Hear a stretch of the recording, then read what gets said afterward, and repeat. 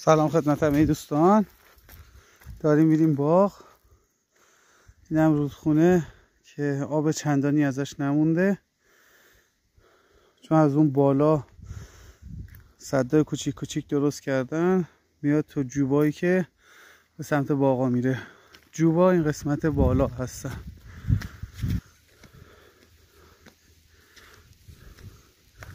اینم راهی که از این سمت میره به سمت باغ خودمون.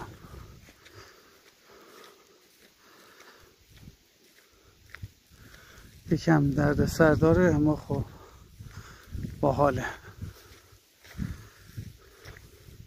در زمین سمتم یه کوچه باغ هست، تقریبا میشه گفت وانت میره میاد. اینم کوچه باغ. این سمتم آره ببینید وانت اومده. تقریبا 5 کیلومتریه چنان شهر هستیم.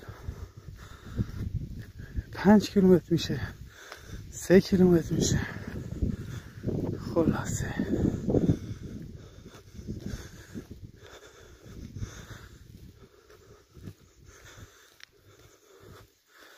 داریم میریم که به باغمون برسیم.